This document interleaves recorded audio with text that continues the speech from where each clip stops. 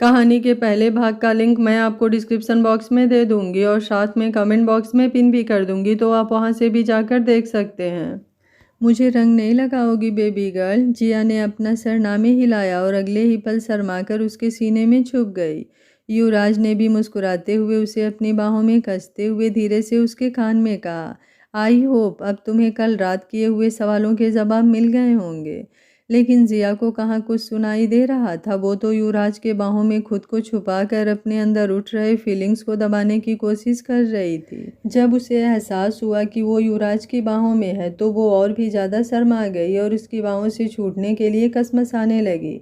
पर वो जितना युवराज की बाहों से छूटने के लिए कसमसा रही थी, युवराज उस पर अपनी पकड़ और भी मजबूत कर रहा था। प्लीज़ छोड़िए ना मुझे, जिया ने धीरे से अपना सर उसके सीने से उठाकर कहा। वो इस वक्त युवराज के बाहों में थी और जब उसने अपने चेहरा ऊपर उठाया तो उसका चेहरा युवराज के चेहरे के बिल्कुल करीब था। युवराज ने बिना कोई जवाब दिए अपनी आंखें बंद करके धीरे धीरे उसकी तरफ झुकने लगा। ना जाने जिया पर भी कैसी मदहोशी छाई हुई थी, उसने भी अपनी आंखें बंद कर लिया और अगले ही पल युवराज ने उसके होठों को लॉक कर दिया। बॉस शेरगिल अचानक वहां टपक पड़ा और उन दोनों को एक दूसरे में खोए हुए देखकर उसने जल्दी से अपने आंखों पर हाथ रखकर अपना चेहरा दूसरी तरफ घुमा लिया। पर उसकी आवाज़ सुनते ही जिया और युवराज उसी वक्त एक दूसरे से अलग हो चुके थे। जिया जहां शर्म से अपनी नज़रें नीचे झुकाई हुई थी, वहीं युवराज अपनी आंखों में गुस्से वाले एक्सप्रेशन लिए बेचारे शेरगिल को घूर रहा था। सॉरी, मैंने बिल्कुल भी नहीं देखा कि आप दोनों किस कर रहे थे और मैं किसी को कहूँगा भी नहीं कि आप दोनों एक दूसरे को किस कर रहे थे। शेरगिल अपने आंखों पर हाथ रखे हुए फटाफट बोल रहा था और उसकी बातों को सुनकर जिया और भी ज़्यादा असहज महसूस कर रही थी। उसके लिए वहाँ एक पल भी रुकना मुश्किल हो रहा था। वो दौड़ते हुए वहाँ से भाग गई। युवराज ने गुस्से में अपनी मुट्ठियां कस ली और धीमी पर गुस्से में भरी आवाज में बोला, बेटा शेरगिल जरा यहाँ आना। बाबा बेटा, उप्स, लग गई लंका। शेरगिल मन ही मन बुदबुदाया और नजरें नीचे झुकाकर पीछे युवराज की तरफ पलट गया। बहुत सॉरी, उसने मिमियाती हुई आवाज में कहा और अगले ही पल युवराज ने उसका कॉलर पकड़कर उसके पेट में एक जोरदार पंच जड़ दिया। आउच बॉस, बहुत ज़ोर से लगी है। आई एम सॉरी, मैं तो आपसे इम्पोर्टेंट बात करने आया था। मुझे क्या पता था कि आप जिया मैम को किस।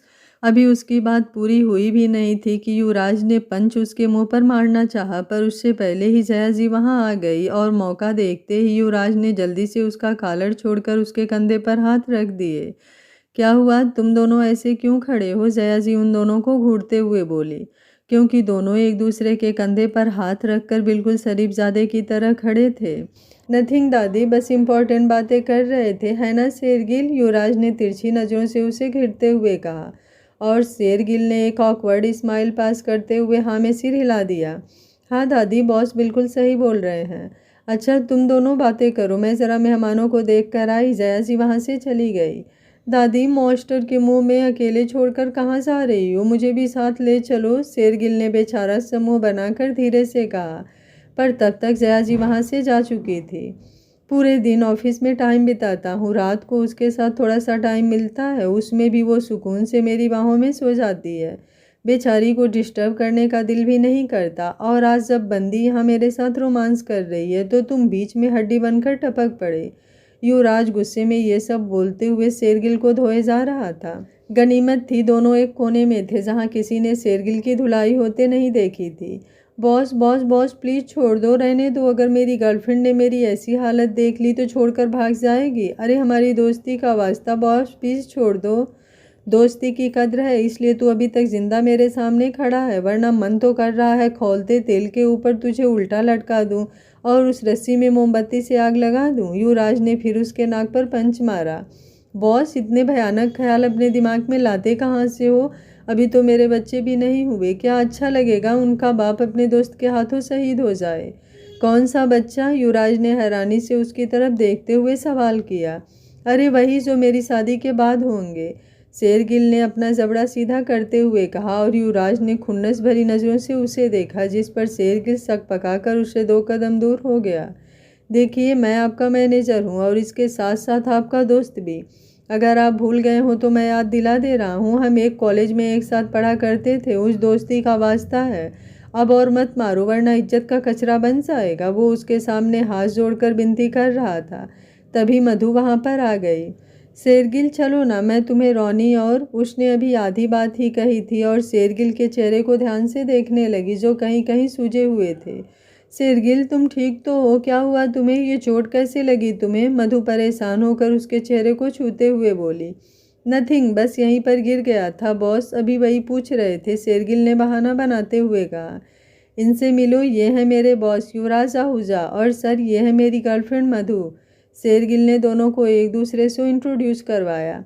हेलो सर, मधु ने युवराज की तरफ हाथ बढ़ाया पर युवराज ने उसके सर पर प्यार से हाथ रखते हुए कहा, कॉल मी भाई, मैं तुम्हारे इस नमूने बॉयफ्रेंड के बॉस के साथ साथ इसका दोस्त भी हूँ।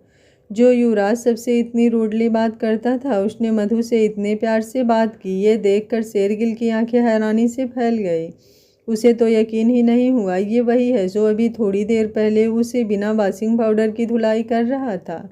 तुम दोनों बातें करो, मैं आता हूँ। युवराज उन दोनों को अकेला छोड़कर वहाँ से चला गया और दूसरी तरफ जाकर मेहमानों से बातें करने में बिजी हो गया। इस बीच उसने ध्यान ही नहीं दिया जिया वहाँ पर है ही नहीं।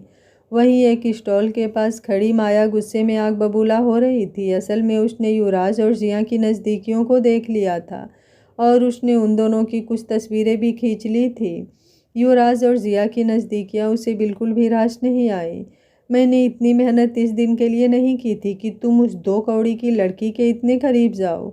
बहुत मेहनत करके यहाँ तक पहुँची हूँ, इतनी आसानी से तुम्हें नहीं छोड़ सकती। युवराज, माया गुस्से में दांत पीसते हुए बोली और अपने फ़ोन में खींचे हुए उन दोनों के तस्वीरों को किसी के पास सेंड किया और उसे कॉल करके बोली, ये फ़ोटोज़ आरके तक पहुंचा दो। मेक श्योर पिछली बार की तरह इस बार भी मेरा नाम इसमें नहीं आना चाहिए। माया ने कॉल कट किया और एक शैतानी मुस्कुराहट अपने होठों पर लाते हुए बोली, तुम दोनों के इन्हीं नज़दीकियों को देखकर तो आरके का दिल जल उठेगा और उसका दिल जलेगा, तभी तो तुम्हारी मौत होगी जिया। तुम मरोगी तभी तो मैं युवराज के करीब जा पाऊंगी। वहीं इन सब साजिशों से अनजान जिया वॉशरूम के शावर के नीचे खड़ी अपने अंदर लगी आग को शांत करने की कोशिश कर रही थी। युवराज की वो इंटेंस छुअन ने ना जाने उसके अंदर कैसी आग लगा दी थी जिससे उसका पूरा बदन तपती भट्टी की तरह जल रहा था। गला सूख रहा था और बदन में एक अलग ही गर्मी महसूस हो रही थी। आज से पहले भी युवराज उसके करीब आया था पर ऐसी फीलिंग्स उसे पहली बार हो रही थी। उन दोनों के नज़दीकियों के बारे में सोचकर ही जिया के तन बदन में हजारों सिहरनें पैदा हुई और ऐसा महसूस हो रहा था जैसे युवराज के हाथ अभी भी उसके बदन पर मचल रहे हों। ये आपने क्या किया मिस्टर माफिया? ये इतनी बेचैनी, ये फीलिंग, ये सब मुझे कुछ समझ नहीं आ रहा है। मुझे बस आपको और ज़्यादा फील करना है। उसका दिमाग पूरी तरह से ब्लैंक हो चुका था। उसे अब युवराज की छुअन की ज़रूरत सी महसूस होने लगी। होली का फंक्शन ख़त्म हो चुका था। धीरे धीरे करके मेहमान भी विदा ले रहे थे। जब काफ़ी देर तक युवराज को जिया आसपास नहीं दिखी तो उसे थोड़ी बेचैनी महसूस होने लगी।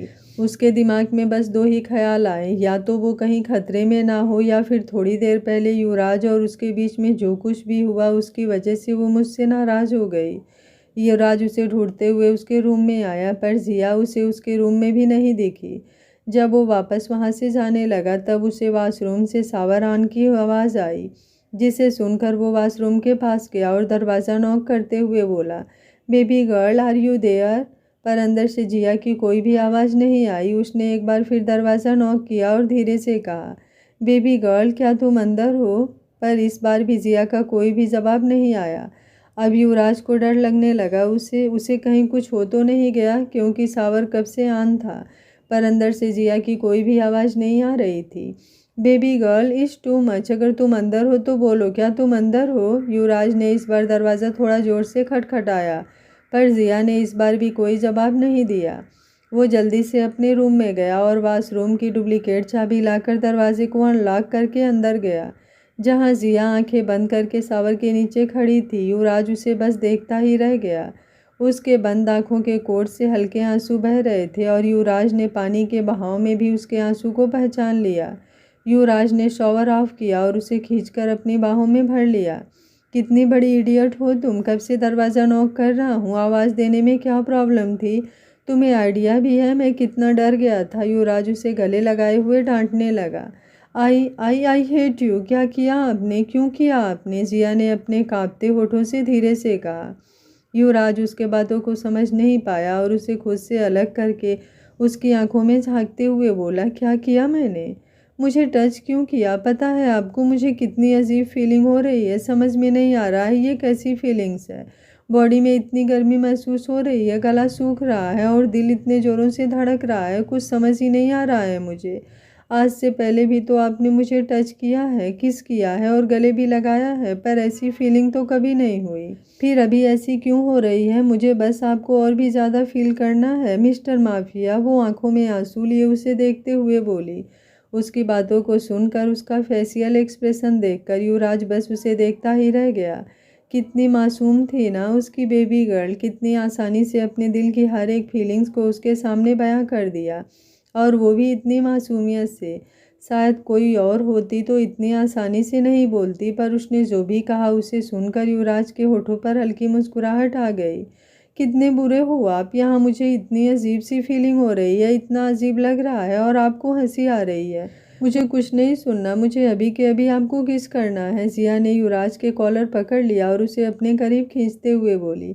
इससे पहले वो युवराज को कुछ कर पाती इससे पहले वो युवराज के करीब आती, युवराज ने उसके होठों पर अपनी हथेली रख दी और उसकी आंखों में झांकते हुए बोला, रिलैक्स स्वीटू, तुम्हें समझ भी आ रहा है तुम क्या बोल रही हो? नहीं नहीं नहीं, मुझे कुछ समझ नहीं आ रहा, मैं क्या बोल रही हूँ, क्या कर रही हूँ, मुझे बस आपको किस करना है, जिया ने चिढ़ते हुए जवाब दिया। युवराज ने उसे अपनी बाहों में उठा लिया और बाहर सोफे पर लाकर बैठा दिया। उसने कबर्ड से टॉवल निकाला और उसके बालों को पोंछने लगा। तुम जो बोल रही हो उसके लिए अभी तुम बहुत छोटी हो, समझी माई लिटिल वाइफ, युवराज ने हंसते हुए कहा, जिससे जिया उसे घूरने लगी। मैंने कितनी बार कहा है मैं बच्ची नहीं हूँ, नहीं हूँ, नहीं हूँ। हाँ आपसे छोटी हूँ, पर इसका मतलब ये तो नहीं कि मैं बच्ची हूँ। आई नो तुम बच्ची नहीं हो, पर जो तुम चाहती हो उसके लिए अभी छोटी हो। युवराज ने उसके बाल सुखाते हुए कहा और कबर्ड से उसके लिए दूसरे कपड़े निकाल दिए। मैंने ऐसा क्या कहा? मैंने तो बस इतना ही कहा ना, मुझे आपको किस करना है, इसमें कौन सी बड़ी बात हो गई, जिया ने ना समझी में कहा। अभी उसने गुस्से में थोड़ी देर पहले युवराज से जो कहा था वो भूल चुकी थी। उससे पहले जो कहा था वो, युवराज ने धीरे से उसका नाक खींच लिया। आउच! वो युवराज को घूरते हुए अपनी नाक सहलाने लगी और फिर याद करके बोली, उससे पहले मैंने तो ये कहा था कि मुझे आपको फील। जिया ने अभी इतना ही कहा था और उसे अपनी बातों का मतलब समझ आया। अपनी आंखें बंद कर लिया उसने। अब उसे समझ आया थोड़ी देर पहले उसने कितनी बड़ी बात बोल दी थी। युवराज ने उसके चेहरे के क्यूट एक्सप्रेशन को देखकर धीरे से उसके कान के पास जाकर मधोसी भरी आवाज़ में कहा, डोंट वरी, जो तुम चाहती हो वो हमारे बीच तो होगा ही, पर उसके लिए अभी थोड़ा वक्त है। तुम थोड़ी और बड़ी हो जाओ और फिजिकली फिट भी, फिर मुझे कोई। युवराज उसे चिढ़ाते हुए बोल रहा था, पर वो इससे आगे बोलता उससे पहले ही जिया ने उसके होठों पर अपने हाथ रख दिए और नामे सिर हिलाते हुए बोली, प्लीज़ मत बोलो ना। क्यों शर्मा रही है? अभी थोड़ी देर पहले तो तुम यही बोल रही थी ना। युवराज ने उसे चिढ़ाते हुए कहा और जिया ने अपना सर नीचे झुका लिया। आप बहुत बुरे हो, ये सब मैंने जो कुछ भी कहा सब आपकी वजह से ही कहा, और वैसे भी हमारे बीच वैसा कुछ भी नहीं होने वाला। क्यों नहीं होने वाला? आफ्टर ऑल हम हस्बैंड और वाइफ हैं, कभी तो हमारे बीच ऐसा होगा। तो क्या हुआ, हम हस्बैंड और वाइफ हैं।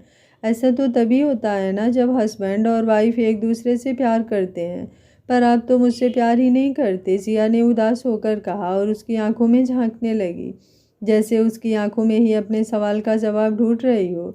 जिया के इस बात पर युवराज बिल्कुल खामोश हो गया और चुपचाप उसे देखने लगा। मैंने ऐसा कब कहा? युवराज ने थोड़ी सख्ती से उसकी आंखों में देखते हुए कहा।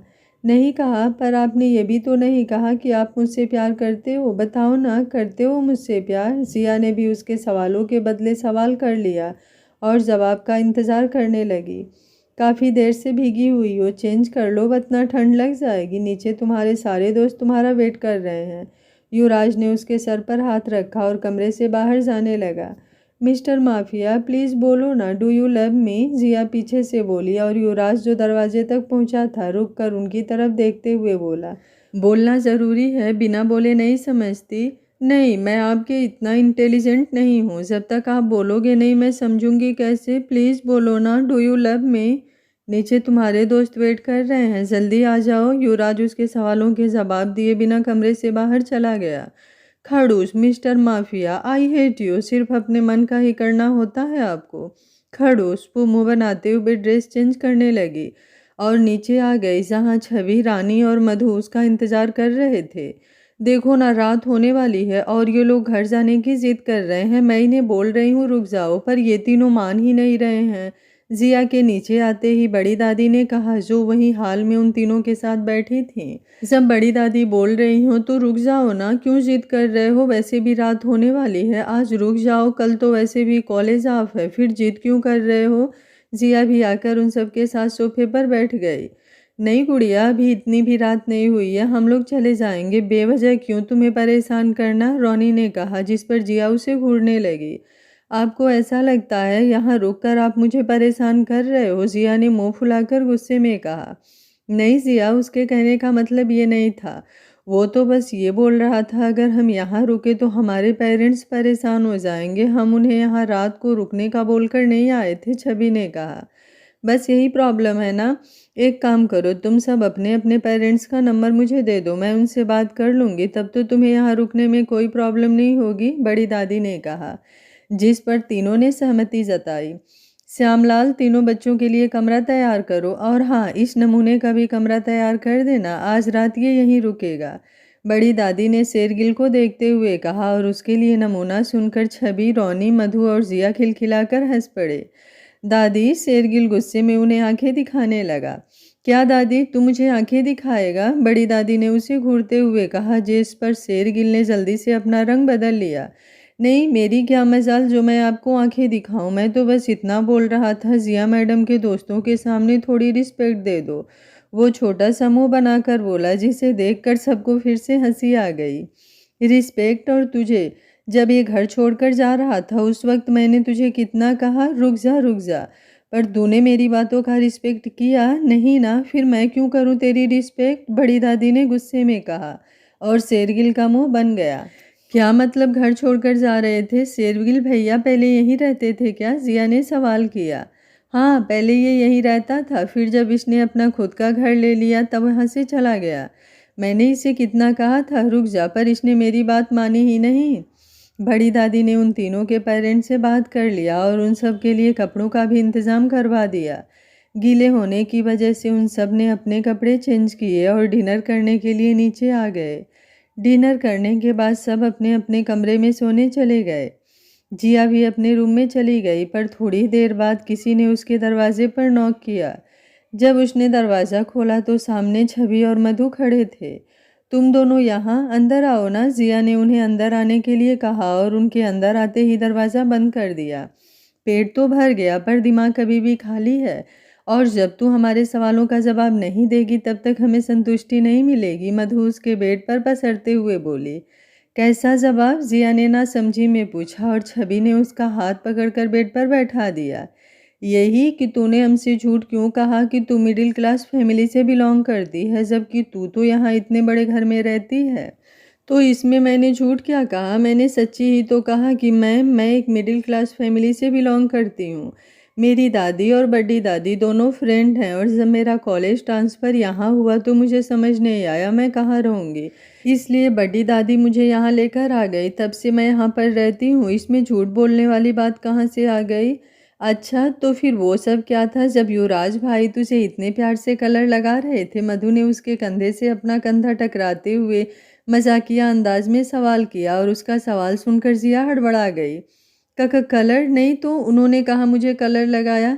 कुछ भी बोलती हो तुम दोनों, मुझे नींद आ रही है, चलो सोने चलते हैं। वो जल्दी से ब्लैंकेट में घुस गई, पर छवि और मधु से इतनी आसानी से कहाँ छोड़ने वाले थे। दोनों ने उसके ऊपर से ब्लैंकेट खींच लिया और उसके ऊपर कूद गई। भैया की गुड़िया, हम तुझे इतने आसानी से छोड़ने वाले नहीं हैं। मैंने अपनी बड़ी बड़ी आंखों से देखा था जब युवराज भाई तुझे कलर लगा रहे थे, वो भी बड़े प्यार से। अब अगर तूने झूठ कहा ना तो हम दोनों मिलकर तुझे बाथटब में डाल देंगे, मधु उसके बगल में लेटते हुए बोली और दूसरी साइड छवि लेट गई। सच्ची ऐसी कोई बात नहीं है, तुम दोनों मुझे परेशान करना बंद करो, मुझे नींद आ रही है। चल झूठी, सच सच बता, सच्ची ऐसी कोई बात नहीं है, जब ऐसा कुछ होगा तो मैं तुम्हें ज़रूर बताऊंगी। जिया उन दोनों को टालना चाहती थी, पर वो दोनों कहाँ मान रहे थे। हे भगवान, बचा लो इन दोनों के सवालों से। अभी तो मुझे खुद भी नहीं पता मिस्टर माफिया मुझसे प्यार करते हैं या नहीं। फिर मैं इन दोनों को क्या बताऊं। जिया मन ही मन प्रार्थना करने लगी और उसका प्रार्थना पूरा भी हुआ, क्योंकि ठीक उसी वक्त किसी ने दरवाज़ा नॉक किया। जब मधु ने दरवाज़ा खोला तो सामने शेरगिल खड़ा था। मधु, चलो, मुझे तुम्हें कुछ दिखाना है। शेरगिल ने मधु का हाथ पकड़ा और उसे खींचते हुए टेरिस पर ले गया। अब बची छवि। वो कुछ बोलती उससे पहले ही जिया ने कहा, अगर तूने कुछ भी ऐसा वैसा सवाल किया ना तो सच्ची बोल रही हूँ, तेरे घर पर जाकर तेरे मम्मी पापा को बता दूंगी तेरे और भैया के रिलेशनशिप के बारे में। You blackmailer. छवि ने गुस्से में उसके ऊपर पिलो फेंक कर मारा और बदले में जिया भी उसके ऊपर पिलो फेंकने लगी। दोनों में अब पिलो फाइट शुरू हो गई। पिलो के सारे कॉटन इधर उधर बिखरने के बाद दोनों थक कर बेड पर लेट गई। हाँ, मैं तो थक गई, जिया बेड पर लेटे हुए बोली और उसके बगल में छवि भी लेट गई। तू दिखती छोटी है पर है तू बड़ी चंट। तू बोल या ना बोल, पर मुझे तो पूरा डाउट है तेरे और युवराज भाई के बीच ज़रूर कुछ चल रहा है। छवि अपनी जगह पर अच्छे से लेटते हुए बोली और ब्लैंकेट उठाकर चेहरे तक ढक लिया। तू पूरी रात यहीं लेटे लेटे अपनी डाउट क्लियर करती रह। मैं चली सोने। जिया भी अपनी जगह पर आकर लेट गई। थोड़ी देर तक दोनों इधर उधर की बातें करती रही। तब तक मधु भी आकर उन दोनों के पास सो गई। उसके आते ही उन दोनों ने मिलकर उसे छेड़ना शुरू कर दिया।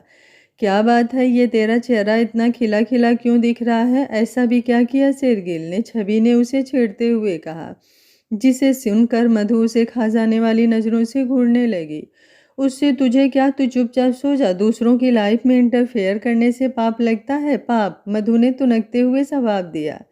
खड़ूस कहीं कि तू किसी भी सवाल का सही से जवाब नहीं दे सकती ना मोटी। छवि ने मुंह बिचकाते हुए कहा, कल कॉलेज ऑफ है, क्यों ना कल हम लोग मूवी देखने चले, उसके बाद शॉपिंग पर। मुझे नया लैपटॉप और कुछ ड्रेसेस लेनी है, जिया ने कहा। जिसे सुनकर मधु और छवि दोनों उसके साथ जाने के लिए झट से तैयार हो गईं। आफ्टर ऑल कोई भी लड़की शॉपिंग के मामले में कहाँ पीछे रहने वाली है। ओके डन, दोनों ने एक्साइटेड होते हुए जवाब दिया और थोड़ी देर मस्ती मजाक करने के बाद छवि और मधु सो गई। पर जिया की आंखों से नींद कोसों दूर थी। उसे तो आदत हो चुकी थी अपने मिस्टर माफिया के बाहों की गर्माहट की। अब बिना उसके बाहों में सोए उसे कहाँ नींद आने वाली थी। काफ़ी देर तक करवट बदलने के बाद भी जब उसे नींद नहीं आई तो वो उकताकर उठकर बैठ गई। ओफ़ो, क्या करूं, मुझे तो नींद ही नहीं आ रही। मिस्टर माफिया के पास जाऊं क्या? नहीं नहीं, उनके पास नहीं जाऊंगी। उनसे तो मैं नाराज़ हूं ना, उन्होंने मेरे क्वेश्चन का आंसर भी नहीं दिया। लेकिन मुझे नींद भी तो नहीं आ रही। चली जाती हूँ पर बात नहीं करूँगी। उसने अपना फ़ोन ढूंढा और युवराज के पास मैसेज सेंड कर दिया, मुझे नींद नहीं आ रही है। तुम्हारे बेड के सामने जो बड़ी सी हॉर्स की पेंटिंग लगी है उसके सामने जाकर खड़ी हो जाओ और उसकी आंखों में गौर से देखो, युवराज ने रिप्लाई किया। और उसकी इतनी अजीबोगरीब मैसेज पढ़कर जिया सोच में पड़ गई। भला ये क्या बात हुई? मैंने कहा मुझे नींद नहीं आ रही और ये मुझे घोड़े की तस्वीर दिखा रहे हैं। फिर भी वो अनमने ढंग से उठी और जैसा कि युवराज ने लिखा था उस पेंटिंग के सामने खड़ी होकर उसकी आंखों में आंखें डालकर देखने लगी। जैसे ही उसने हॉर्स की आंखों से आंखें मिलाई, उसमें से नीली रोशनी निकलकर जिया की आंखों को स्कैन किया और अगले ही पल पेंटिंग के साथ वहां की दीवार भी एक साइड होकर सीक्रेट डोर ओपन हो गया। व्हाट द हेल, ये क्या है? जिया हड़बड़ाकर 2 कदम पीछे हो गई। उसे बिल्कुल भी उम्मीद नहीं थी इस सीक्रेट डोर की। उसने सामने देखा जहां से युवराज की बेड साफ दिखाई दे रही थी। अब उसे समझ आ रहा था अक्सर रात को युवराज उसके कमरे में कहाँ से टपक पड़ता था। अंदर आ जाओ। दूसरी तरफ से युवराज की कड़कती आवाज़ आई, जिसे सुनकर जिया युवराज के रूम में आ गई। जैसे ही उसने युवराज के रूम में कदम रखा डोर अपने आप बंद हो गया। उसने पीछे पलट कर देखा तो हैरान रह गई। ऐसा लग रहा था जैसे वहाँ कोई सीक्रेट डोर तो क्या एक छोटा सा होल भी नहीं है। ऐसे क्या देख रही हो? पीछे से युवराज ने कहा, जिसे सुनकर जिया ने पीछे मुड़कर देखा जहाँ युवराज बेड के हेड से टिक कर बैठा हुआ था। नथिंग, मुझे नींद नहीं आ रही थी इसलिए यहाँ आ गई। लेकिन हाँ, मैं पहले ही बता दूँ, मैं आपसे नाराज़ हूँ तो आप मुझसे बात नहीं करना। जिया ने बच्चों की तरह गाल फुलाकर कहा और बेड पर आकर युवराज के बगल में बैठ गई। क्यों नाराज हो? युवराज ने उसके कमर पर हाथ रखकर अपने करीब खींच लिया और उसका सर अपने कंधे पर रख लिया। उसके सवाल सुनकर जिया ने एक पल उसे घूर कर देखा और बिना कुछ बोले अपनी आंखें बंद कर लिया। हस्बैंड और वाइफ के रिश्ते में सबसे ज़्यादा ज़रूरी होता है एक दूसरे के जज्बातों को समझना और उसकी कद्र करना। लेकिन हम एक दूसरे के जज्बातों की कद्र तब कर पाएंगे ना जब हम एक दूसरों के बारे में जानेंगे। लेकिन हम दोनों तो एक दूसरे के बारे में कुछ भी नहीं जानते। थोड़ी देर चुप रहने के बाद जिया ने कहा। वो अभी भी युवराज के कंधे पर सर रखकर आंखें बंद किए हुए थी। जहाँ तक युवराज जिया को जानता था, उसे बिल्कुल भी उम्मीद नहीं थी जिया से इतनी समझदारी भरी बातों की। वो तो अभी तक उसके भोलेपन और मासूमियत का दीवाना था, पर आज तो उसकी बातों को सुनकर समझ चुका था। उसकी बेबी गर्ल भले ही उम्र में उससे छोटी हो, पर है बहुत ज़्यादा समझदार। क्या जानना चाहती हो मेरे बारे में? सब कुछ, और अपने बारे में भी बहुत कुछ बताना चाहती हूँ। अपनी लाइफ से जुड़ी हुई हर छोटी से छोटी, बड़ी से बड़ी बात आपसे शेयर करना चाहती हूँ। पर वो तो तब होगा ना जब हम एक दूसरे के साथ टाइम स्पेंड करेंगे, एक दूसरे से बातें करेंगे। पर आप तो पूरे दिन ऑफिस में बिजी रहते हो और रात को भी इतनी लेट से आते हो जब मैं सो जाती हूँ। जिया ने आखिरी शब्द उदास होकर कहा। सॉरी बेबी गर्ल, मुझे ध्यान देना चाहिए था। अब से मैं कोशिश करूँगा ऑफिस से जल्दी आ सकूँ और तुम्हारे साथ ज़्यादा से ज़्यादा टाइम स्पेंड कर सकूँ। वैसे कल तुम्हारा कॉलेज ऑफ है ना, तो क्या कल तुम मेरे साथ चलोगी? युवराज ने पूछा। नहीं, कल मैं, छवि, मधु, हम तीनों मूवी देखने जाएंगे और उसके बाद शॉपिंग करने भी। तो कल मैं फ्री नहीं हूँ, जिया ने जवाब दिया। तो फिर मुझे कुछ और सोचना पड़ेगा। कोई बात नहीं, एक काम करो, अभी तुम सो जाओ। तुम्हें नींद आ रही है ना? युवराज प्यार से उसे अपनी बाहों में समेट कर लेट गया। आप कितनी जल्दी बातों को बदल देते हो। मैंने आपसे इतना सब कुछ सिर्फ ये जानने के लिए पूछा कि आप मुझसे प्यार करते हो या नहीं, पर आपने जवाब ही नहीं दिया, जिया ने गुस्से में कहा। क्योंकि सच में वो अब जानने के लिए उतावली हुई जा रही थी कि युवराज उससे प्यार करता है या नहीं, और युवराज हर बार उसे टाल दे रहा था। स्वीटू, मुझे नींद आ रही है, अभी सो जाते हैं, कल बातें करेंगे, युवराज ने एक बार फिर टाल दिया और जिया गुस्से में दूसरी तरफ करवट लेकर सो गई। आई हेट यू, बहुत बुरे हो आप, वो गुस्से में बोली और ब्लैंकेट को अपने मुंह तक ओढ़ लिया। उसकी बचपने को देखकर युवराज को हंसी आ गई। उसने उसे जगाया नहीं और पीछे से उसे अपनी बाहों में भर लिया। Good night my extra innocent little wife, कितनी आसानी से अपने दिल की हर एक बात बोल जाती हो, युवराज ने धीरे से उसके कान में कहा और उसके बालों को चूम लिया। क्योंकि मैं आपकी तरह एक्स्ट्रा एरोगेंट मिस्टर माफिया नहीं हूँ, समझे ना? उसने उसकी तरफ घूमकर गुस्से में कहा। युवराज ने उसके कमर पर हाथ रखकर बिल्कुल अपने करीब खींच लिया और उसकी आंखों में झांकते हुए मधोसी भरी आवाज़ में कहा, देखना चाहोगी मेरी एक्स्ट्रा एरोगेंटनेस? और धीरे से उसके होठों को चूम लिया। उसके बदले हुए मिजाज और आंखों में छाई खुमारी को देखकर जिया को समझते देर नहीं लगी वो क्या बोलना चाहता है। उसने जल्दी से अपना चेहरा उसके सीने में छुपा लिया और धीरे से कहा, बस आपसे यही करवा लूँ मिस्टर खड़ूस। अगली सुबह जिया के उठने से पहले ही युवराज ऑफिस के लिए जा चुका था। एक बार फिर बिना उसे उठाए उसके ऑफिस जाने से जिया उदास हो गई थी, पर उसने कुछ नहीं कहा और अपने रूम में जाकर फ्रेश होकर नीचे आ गई। छवि, मधु, रोनी, शेरगिल और बड़ी दादी सब एक साथ ब्रेकफास्ट कर रहे थे। उसने भी आकर उन सबको ज्वाइन किया। मैं और रोनी भी चल रहे हैं तुम तीनों के साथ, ब्रेकफास्ट करते हुए शेरगिल ने कहा, क्योंकि युवराज ने ऑफिस जाने से पहले ही शेरगिल को बोल दिया था जिया के साथ ही रहे, क्योंकि वो उसे लेकर कोई भी रिस्क नहीं लेना चाहता था। ओके, हमारे लिए तो अच्छा ही है। मेरा शॉपिंग का बिल रोनी पे करेगा और मधु का शेरगिल। हमारे तो पैसे भी बच जाएंगे, छवि ने हंसते हुए जवाब दिया, जिसे सुनकर शेरगिल और रोनी को छोड़कर बाकी सब हंसने लगे।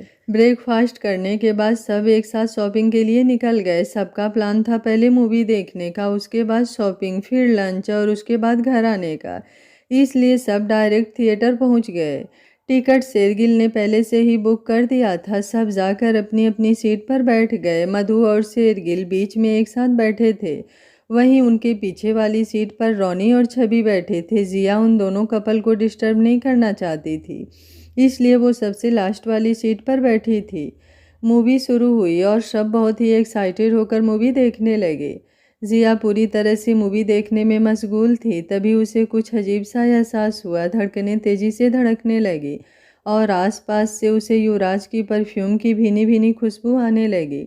उसने नज़रें उठाकर चारों तरफ देखा, पर इस वक्त थिएटर में पूरी तरह से अंधेरा था।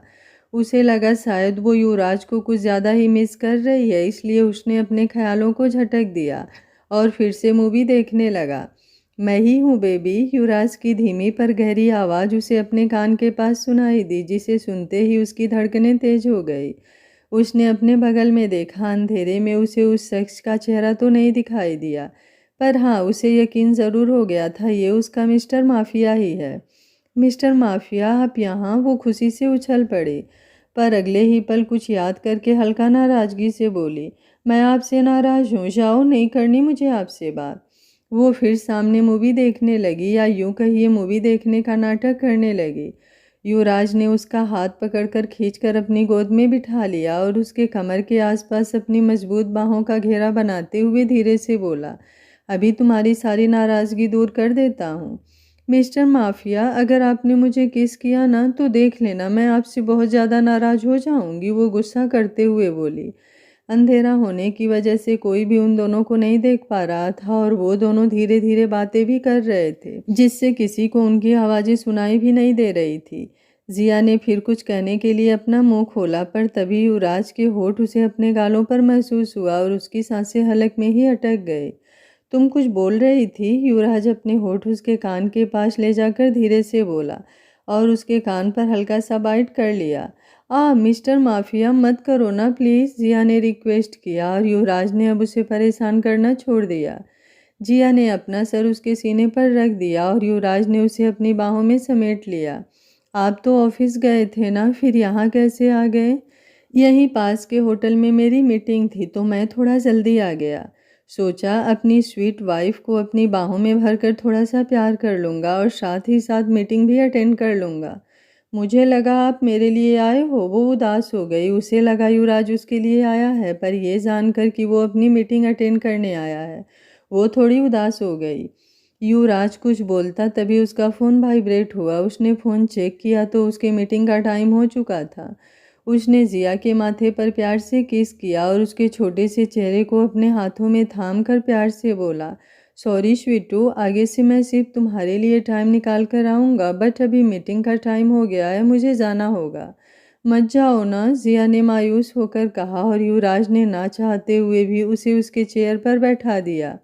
वो वहाँ से जाने लगा, लेकिन जिया ने पीछे से उसका हाथ पकड़ लिया। बहुत बुरे हो आप, जब जाना था तो क्यों आए? क्योंकि सुबह से मैंने अपनी लिटिल वाइफ की प्यारी सी आवाज़ नहीं सुनी थी और ना ही उसे अपनी बाहों में भरा था। युवराज ने उसके हथेली पर अपना होठ रख दिया और बाहर चला गया। जिया भी उसके पीछे पीछे बाहर आ गई। युवराज अभी थोड़ी दूर पर ही गया था। मिस्टर माफिया सुनो, जिया पीछे से चिल्लाई और दौड़ते हुए जाकर युवराज के गले लग गई। आई हेट यू, बहुत बुरे हो आप, जाने अनजाने आप मेरी आदत बनते जा रहे हो और मैं ना बहुत ज़िद्दी हूँ। अगर मुझे आपकी आदत लग गई तो देख लेना, एक पल के लिए भी आपको खुद से दूर नहीं जाने दूंगी। वो उसके गले लगे हुए ही बोले जा रही थी और युवराज मुस्कुराते हुए उसकी बातों को सुन रहा था। तुम मुझे बता रही हो या धमकी दे रही हो? आपको जो समझना है समझो, पर सच्ची मुझे बिल्कुल भी अच्छा नहीं लग रहा। आप मुझे ऐसे छोड़कर जा रहे हो। मत जाओ ना, मुझे आपके साथ शॉपिंग करनी है। उदासी उसकी आंखों से साफ झलक रही थी और युवराज उसे उदास नहीं देख पा रहा था। उसने उसे खुद से दूर किया, हल्का सा उसके होठों को अपने होठों से छू लिया। नेक्स्ट टाइम हम दोनों साथ में शॉपिंग करेंगे, but now I am very late, so मुझे जाना होगा baby girl. I hate you, आप कभी मेरी बात नहीं मानते हो। जिया ने उसके कंधे पर हल्का सा मुक्का मारा और वहाँ से वापस थिएटर के अंदर चली गई। आदत नहीं, प्यार हो गया है तुम्हें मुझसे बेबी गर्ल। युवराज भी मुस्कुराते हुए वहाँ से चला गया। मूवी देखने के बाद सब शॉपिंग मॉल पहुँच गए और वहाँ बहुत सारी चीज़ें खरीदने लगे। शेरगिल और रॉनी की हालत तो शॉपिंग बैग ढोते ढोते खराब हो चुकी थी और हमारी लड़कियां रुकने का नाम ही नहीं ले रही थी। कभी कपड़ों की सेक्शन में तो कभी सैंडल्स या फिर कभी ज्वेलरी। यार बस भी करो तुम लोग, और कितना शॉपिंग करोगी? थोड़ा तो हमारा ख्याल करो, कुली की तरह अपने आगे पीछे घुमा रही हो। रॉनी झुंझला कर बोला। बेचारा पिछले 3 घंटों से उनके पीछे पीछे घूमे जा रहा था। भैया, बॉयफ्रेंड का दूसरा मतलब कुली ही होता है, जिया ने हंसते हुए कहा और उसके साथ साथ मधु और छवि भी हंसने लगे। गुड़िया, तू मेरे साइड है या इन दोनों के? रोनी ने हल्का सा नाराज होकर कहा। वैसे तो मैं आप ही के साइड हूँ, पर सच तो सच होता है ना, जिया ने बोलते हुए इतना क्यूट एक्सप्रेशन दिया कि अगले ही पल रोनी की सारी नाराजगी दूर हो गई। गुड़िया के भाई, तुम्हारी गुड़िया अच्छे से जानती है सामने वाले को कैसे मक्खन लगाना है, छवि ने हंसते हुए कहा और उसके साथ सब खिलखिलाकर हंसने लगे। थोड़ी देर और शॉपिंग करने के बाद वो लोग रेस्टोरेंट पहुंच गए। सब ने अपने अपने फेवरेट डिश ऑर्डर किया और खाने के बाद वो लोग रेस्टोरेंट से बाहर आए। सब बातें करते हुए अपनी कार की तरफ बढ़ रहे थे। जिया की नज़र सड़क के किनारे खेल रहे एक छोटी सी बच्ची पर पड़ी। वो मुस्कुराते हुए उस बच्चे को देखने लगी। तभी सामने से एक ट्रक, जो कि डिसबैलेंस थी, जिसे देखकर ही पता चल रहा था या तो उस ट्रक का ब्रेक फेल है या फिर ड्राइवर ने पी रखी है। हे स्टॉप! जिया एकाएक चीख पड़ी और उस बच्चे की तरफ दौड़ गई। जब सबकी नज़र उधर गई तो शेरगिल और रोनी भी उसके पीछे भागे, पर वो दोनों जिया के पास पहुंच पाते इससे पहले ही जिया ने उस बच्चे को लेकर सड़क के दूसरी तरफ छलांग लगा दिया और वो ट्रक सामने जाकर डिवाइडर से बुरी तरह टकरा गया। गुड़िया, रोनी, छवि, मधु और शेरगिल सब दौड़ते हुए जिया के पास पहुंचे। शुक्र था कि उसे कहीं भी चोट नहीं आई थी और ना ही बच्चे को चोट लगी थी। सबने मिलकर उससे और बच्चे को उठाया। मेरा बच्चा! उस बच्चे की माँ दौड़ते हुए उसके पास आई और जिया की गोद से लेकर अपने गले लगा लिया। वो बच्चा भी काफ़ी डरा हुआ था और अपनी माँ को देखते ही उसके सीने से लिपट गया। आपका बहुत बहुत धन्यवाद। आपको अंदाज़ा भी नहीं है आपने मेरे ऊपर कितना बड़ा एहसान कर दिया, मेरे बच्चे को बचाकर। अगर इसे कुछ हो जाता तो मैं और मेरे पति तो मर ही जाते। उस बच्चे की माँ रोते हुए अभी अपने बच्चे को मजबूती से अपनी बाहों में समेटे हुई थी। अब ऐसे रोने से क्या फ़ायदा? अगर कुछ अनहोनी हो जाती तो? जब बच्चे संभलते नहीं हैं तो उन्हें लेकर घर से बाहर क्यों आती हो? शेरगिल ने उस औरत को डांट लगाई, जिससे वो औरत को और भी बुरा लगा और उसकी आंखों से आंसू बहने लगे। शेरगिल भैया, ऐसे बात नहीं करते ना, उनसे गलती हो गई होगी। कोई भी माँ अपने बच्चे को लेकर इतनी लापरवाह नहीं हो सकती, जिया ने शेरगिल से कहा और फिर उस औरत की तरफ देखते हुए बोली, आप इनकी बातों का बुरा मत मानिए, ये बस परेशान हो गए हैं इसलिए ऐसा बोल दिया। आगे से ध्यान रखिएगा। बेटा, आपका नाम क्या है? जिया प्यार से उस बच्चे को पुचकारते हुए बोली और उस छोटे से बच्चे को अपनी गोद में ले लिया। अचानक उसे अपने कंधे में बहुत तेज दर्द महसूस हुआ, पर पहले से ही सब परेशान थे, इसलिए उसने किसी को कुछ नहीं बताया। यूवी, उस बच्चे की माँ ने जवाब दिया। बहुत प्यारा नाम है आपका। जिया ने प्यारे से उस बच्चे के माथे को चूम लिया और उसकी माँ को वापस देकर सब अपने अपने घर की तरफ निकल गए। जिया जब घर वापस आई तो वो बहुत ज़्यादा थक चुकी थी, शाम भी हो चुका था।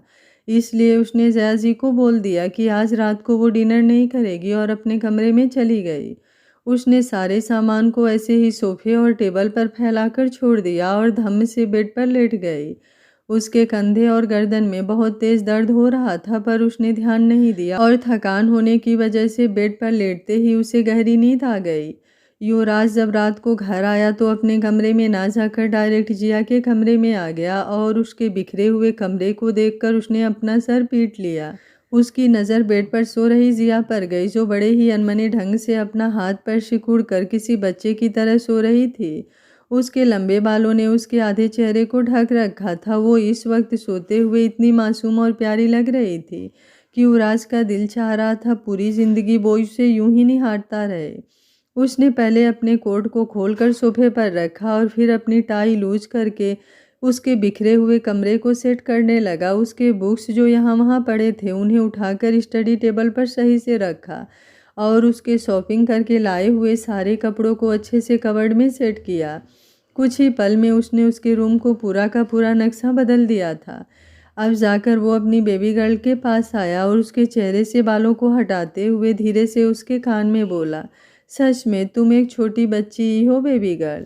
वो वहाँ से उठने लगा, तभी उसकी नज़र जिया के कंधे पर गई, जहाँ पर खून के धब्बे लगे हुए थे। उसके टॉप के ऊपर खून देखते ही उसकी आईब्रो तन गई। उसने उसके टॉप के ऊपर के बटन खोलकर उसके कंधे से हल्का सा नीचे सरका कर देखा तो उसके कंधे पर बहुत ही गहरा कट था, जिसमें से खून रिस कर सूख चुका था। इतना गहरा चोट लगा है, फिर भी बिल्कुल लापरवाह होकर सो रही है ये लड़की। युवराज को बहुत ही ज़्यादा गुस्सा आया, पर उसने अपने गुस्से को काबू करते हुए सबसे पहले फर्स्ट एड बॉक्स लेकर उसके पास आया और रुई में हल्का सा डिटॉल लगाकर जैसे ही उसके जख्मों को छुआ, जिया नींद में ही दर्द से करा उठी। जिया की नींद खुल गई और उसने अपने सामने देखा तो युवराज अपनी बड़ी बड़ी आंखों से गुस्से में उसे घूर कर देख रहा था। क्या हुआ? आप मुझे ऐसे क्यों देख रहे हो? वो उठकर बैठ गई। तभी उसे अपने कंधे में बहुत ही तेज दर्द महसूस हुआ और उसने अपना कंधा पकड़ लिया। मम्मी, बातें इतनी बड़ी बड़ी करती हो पर अपना ध्यान बिल्कुल भी नहीं रख सकती। इतनी गहरी चोट लगी है, फिर भी तुम आराम से सो रही हो। युवराज उसे डांटते हुए उसके जख्मों को साफ करने लगा। मिस्टर माफिया, दर्द हो रहा है। जिया की आंखों में आंसू आ गए, कुछ दर्द की वजह से और कुछ युवराज के डांटने की वजह से। युवराज अब उसके जख्मों को साफ करते हुए हल्का हल्का फूंक मारने लगा, फिर ऑइंटमेंट लगाकर वहां पर बैंडेज लगा दिया। हो गया। वो वहां से उठने लगा, पर जिया ने उसका हाथ पकड़ लिया। मुझे दर्द हो रहा है बहुत ज़्यादा, जिया रोती हुई आवाज़ में बोली। युवराज से उसका उतरा हुआ चेहरा देखा नहीं गया। उसने झुककर उसके कंधे पर लगे बैंडेज पर हल्का सा किस किया और उसे अपनी बाहों में भर लिया। कैसे लगी ये चोट? युवराज ने प्यार से उसके बालों को सहलाते हुए पूछा और जिया ने उसे सब कुछ बता दिया।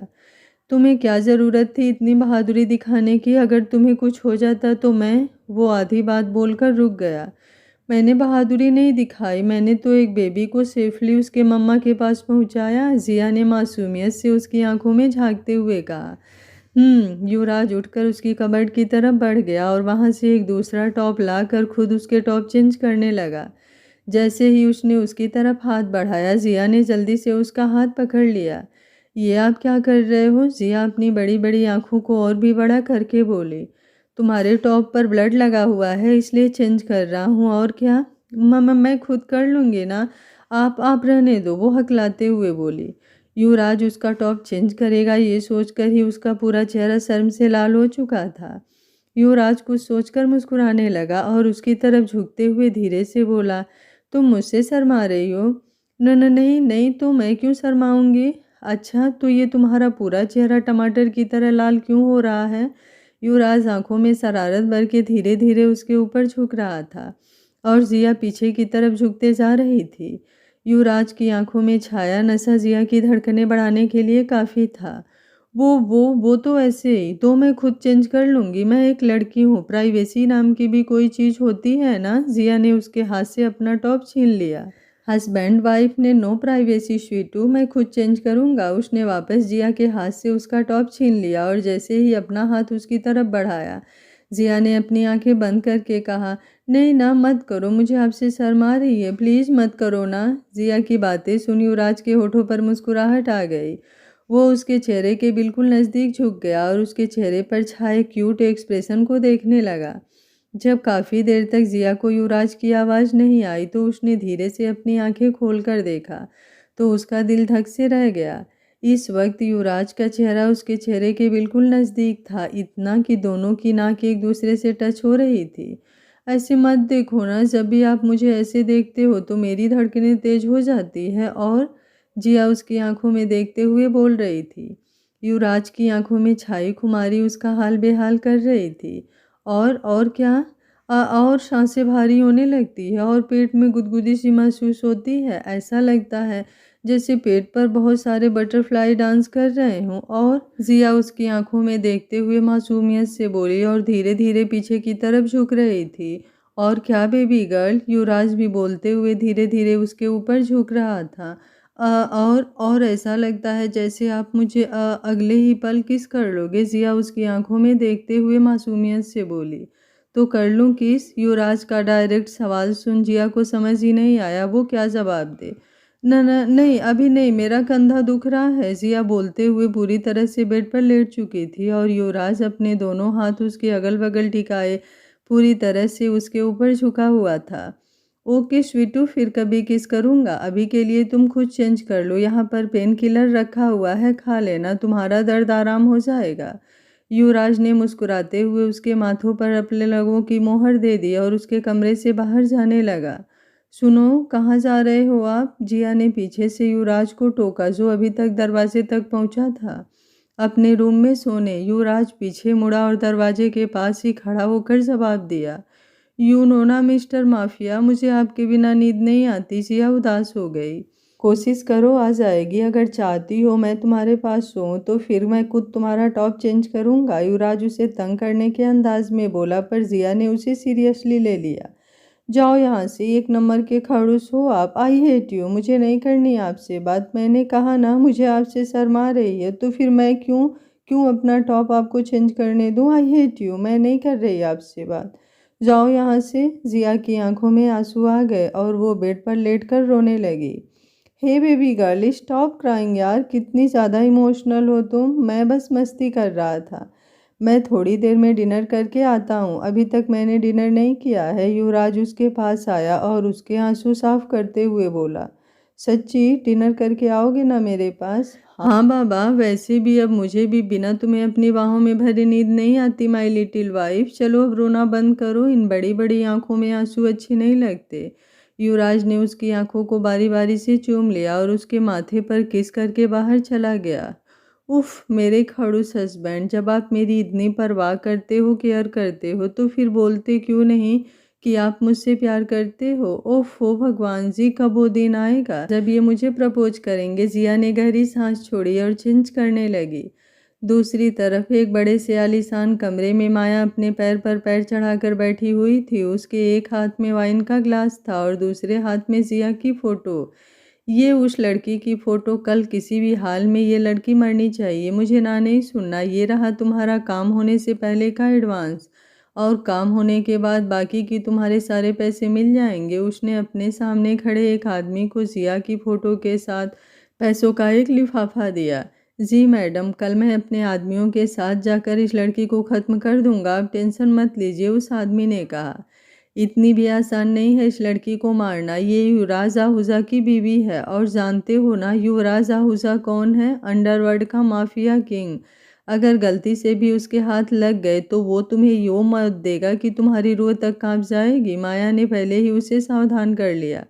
जी मैडम, मैं सब जानता हूँ, आप निश्चिंत रहिए। कल इस लड़की का आखिरी दिन होगा। वो आदमी वहाँ से चला गया और माया ने अपने हाथ में लिए वाइन के ग्लास से पूरा का पूरा वाइन एक ही सीप में ख़त्म कर दिया। तुमसे कुछ नहीं होगा ऋषभ कपूर, बस तुम बड़ी बड़ी बातें ही कर लो। मैं खुद जिया को अपने रास्ते से हटाऊंगी। मिसेज युवराज आहूजा बनने का हक सिर्फ मेरा है, सिर्फ और सिर्फ मेरा। इतने सालों से मैंने ना जाने कितनी प्लानिंग किए थे युवराज के करीब जाने के लिए, यहाँ तक कि उसकी सेक्रेटरी भी बन गई, पर वो कभी मेरे हाथ नहीं आया। लेकिन अब बस और नहीं, पहले तुम्हारा खेल खत्म हो जाए, फिर मैं युवराज को अपना बनाऊंगी। वहीं दूसरी तरफ युवराज और जिया एक दूसरे की बाहों में भरकर सो रहे थे। जिया किसी छोटे से क्यूट बंदर की तरह युवराज से लिपट कर सो रही थी और युवराज धीरे धीरे उसके बालों को सहलाते हुए उसे देखे जा रहा था। तुम्हें आइडिया भी है, जब तुम ये शॉर्ट नाइट ड्रेस पहनकर मुझसे बंदर की तरह लिपट कर सोती हो तो कितना मुश्किल हो जाता है खुद को रोकना।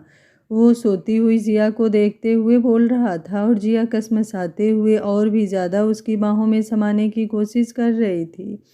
कल का दिन तुम्हारे लिए बहुत ही स्पेशल होगा माई लिटिल वाइफ। युवराज ने हल्का सा उसके होठों को चूम लिया और उसे अपनी बाहों में भरकर सो गया। आगे क्या होगा इस कहानी में जानने के लिए देखते रहिए कहानी का अगला भाग। अगर आपको कहानी इंटरेस्टिंग लग रही है तो वीडियो को लाइक शेयर एंड चैनल को सब्सक्राइब कर लीजिएगा। Thank you for watching. मिलते हैं कहानी के अगले भाग में।